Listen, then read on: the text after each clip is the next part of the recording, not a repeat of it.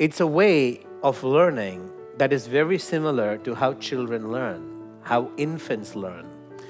So just like you have an eye to see and a ear to hear, your design, by design, your neurology has specialized functions in the skin, in the brain, in the neurology to learn by mirroring, by becoming another person in entirety. You're not just mirroring them externally, you're also mirroring, when you mirror someone, you're mirroring their attitude, the way they think, and everything for that moment.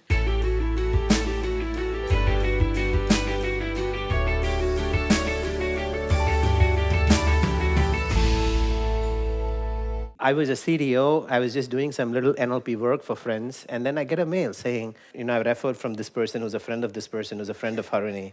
And can you do something? He met with an accident and his neck was cut. A nerve in the neck was cut. Not the neck. Yeah, the nerve in the neck that connects the brain to the movements in the rest of the body was cut. And it was a quadriplegia and a full, not a partial, but a full C5 impact. So, and when I heard that, I was like, I was first of all surprised, I can help someone sleep better, I can help someone stop smoking.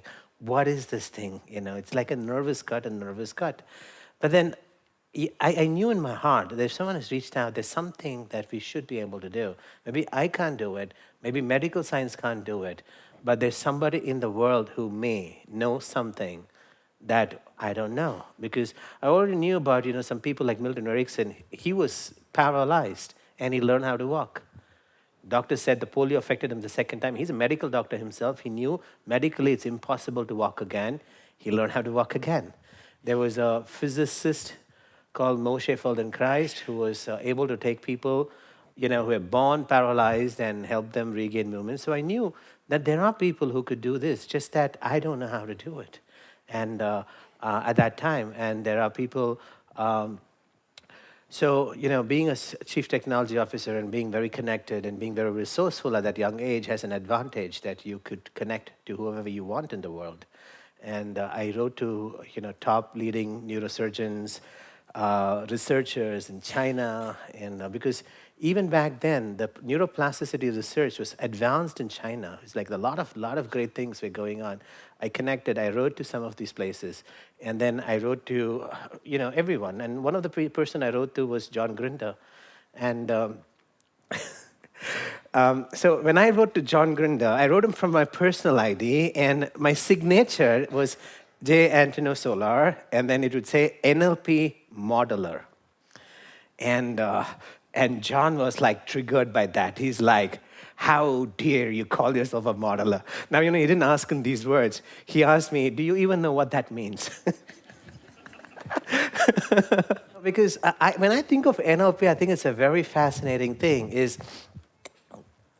See, first of all, I've seen people who struggle with stammering, headache, and addictions for years and decades. They tried everything under the sun. And I've noticed someone who learns like some of these procedures, they spend like 45 minutes, 1 hour with that person, and then gone. Addiction gone. Headache gone.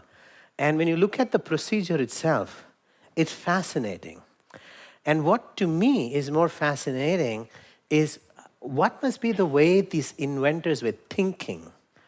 How was their brain working that for thousands of years, billions and trillions of dollars of research couldn't notice such simple, easy patterns that produce such incredible change, but these two men could notice. And that fascinates me. And I think, so there's NLP that's great, but then there's also, there's NLP procedures. You do this procedure, you get this result. You do that procedure, you get that result. But then for me, what is more interesting is not the procedure, but the people and the way they think that led them to discover procedure. And that is NLP modeling. And NLP modeling is the art of, you meet a genius, and the genius is able to do something that nobody else is able to do in the world. They're not even outliers. They're like, the results they get looks impossible to the rest of the group. And then NLP modeling is the art of you becoming as good as them and decoding it in a way that others could learn to do what you have learned to do. So that's NLP modeling. It's a very, very coveted skill. It's very different from analytical modeling. You go to Harvard, they teach you something called analytical modeling, but none of the people who do the analytical modeling could ever do what the genius does. It's a model in paper. But the difference in NLP modeling is even before you teach someone or you decode what is different, you are able to produce the same results. So obviously, the first two people that John and Richard modeled were Milton Erickson. And Milton Erickson was a genius. People would go to him and he would tell stories, and people would listen to his stories. And when someone comes back, they would ask him, what did he say? And they'd all go like blank. But the things that they went for, they would have achieved. They might take a child who has to stop bedwetting. They might take someone who wants to win something in the Olympics. The military would go for certain outcomes. And he would just keep talking and talking and talking and talking. And I mean, he had all the limitations in the world. This is brilliant. He's a genius with all the limitations. Even with those, he could do what nobody else could do. He was born, polio struck. There was a time in his life he could never walk. He was tone deaf. He was colorblind. The only color he could see was purple. And so he's everywhere in his house. If you go to his office, you'll see purple everywhere because, And also his teeth were gone. It was malformed. So his throat wasn't fully operational. So if Milton ever, did an induction on you, you would be like, as you sit there and relax even more. Completely. And despite all that, he did fantastic stuff. He could use his tonality. He could use his voice. He could move and anchor things. And he would tell a story and people would change. And there were a lot of people who were trying to study him. There was a man called Gregory Bayston who was like a mentor to John and Richard, and he was a well-known guy. He's an anthropologist, multiple award winners. Some of you might know about the anthropologist called Margaret Meads. He was married to her. So he had students from all kinds of disciplines because he was a thinker. He teaches people how to think and how to think systems because he studies societies. He studies, and John and Richard were being mentored by him as well. I think John was being mentored by him. And Gregory told John and Richard that there is a man and people go to him and they change. I have sent all of my students and they all have the same response when they come back. And I ask them, what did he do? They go. So, could you two gentlemen go and figure out what Milton is doing? So, Richard said yes. John said no. He said, no, I won't. Because John knew that Richard had health conditions, that he had this challenge and that challenge. And the art of NLP modeling is becoming a person for just a moment. So if John has to go and learn what Milton does, he's become Milton for that moment. And it's a way of learning that is very similar to how children learn, how infants learn. So just like you have an eye to see and a ear to hear, your design, your neurology has specialized functions in the skin, in the brain, in the neurology to learn by mirroring, by becoming another person in entirety.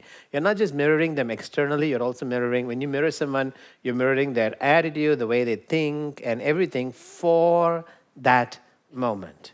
And then obviously your unconscious has the choice of what to retain and what to kick out. And so that, and at some point it becomes your own style. Because now when John and Richard talk, they don't talk like Milton. Now sit there and relax and, they don't have to. They've taken his genius and distilled it to just what is necessary. It's called elegance.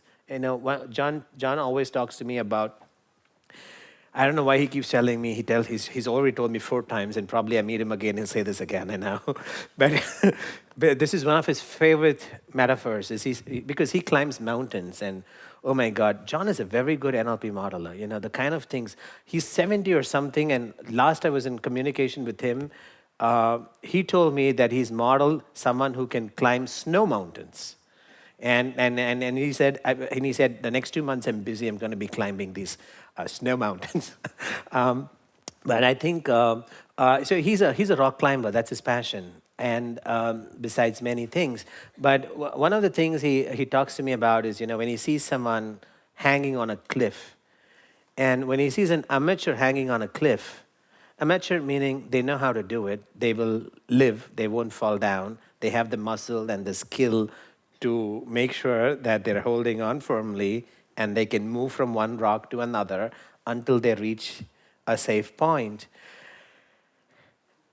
And yet, there's something amateurish about them. When you look at them, it doesn't feel like art. You won't look at that and go, wow, it's an amateur, And they are tired at climbing the one mountain, they'll go like, that's an amateur, when I was working as a consultant, I think I must have been about 18 years, and I was doing this consulting gig for a large IT company.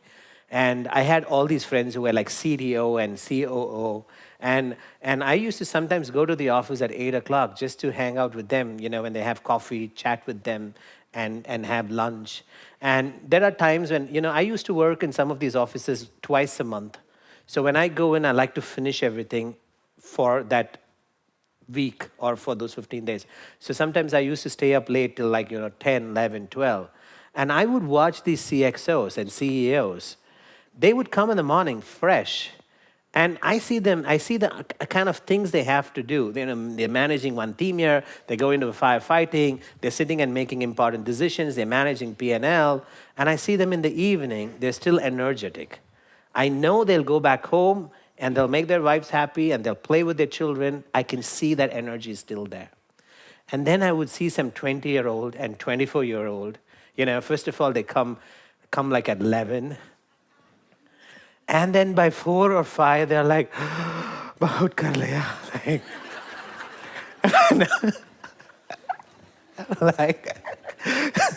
That's an amateur. So John was like, when you see an amateur climbing a rock, you would notice that their entire body is like trying to hold on to that rock. And he says, when you see an expert, you would notice if that person is using 2 or 3 fingers to hold, except that portion, everything is so easy and relaxed.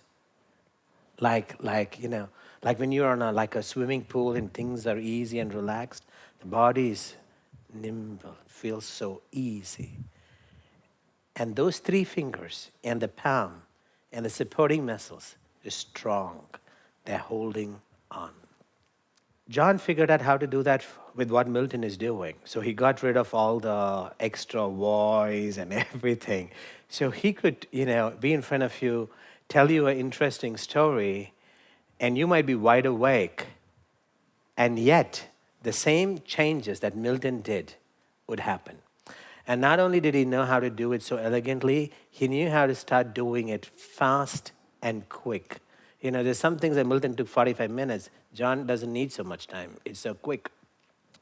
And so to John Grinder, that is called NLP modeling.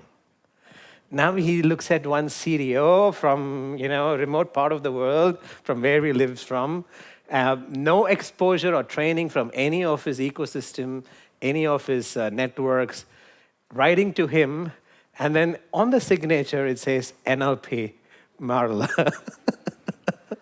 So I'll tell you more about how that translated into him helping Funny Kumar and me learning the things I learned. But the interesting thing is we figured that I'm going to play the guitar now. Yeah. Okay, so, but the interesting thing is we figured that there is a way to help people improve their neuroplasticity. And then there's a part of your body, your mind, that is in charge of all the systems that control them. And in this event as well, I don't know how, but I know that we will focus on how to improve your strength and your resistance. And we will figure it out so that it doesn't matter where we go, that there are more viruses and variations around the world, that we will learn how to still perform, lead, and learn. We never like to complete our video without giving you the opportunity to personally evolve and launch your legacy. Imagine for a moment, what would it feel like when you are impacting the world positively so much and enhancing your business, your health, your family, and legacy. All of this together simultaneously, continuing to grow leaps and bounds, fast and smoothly.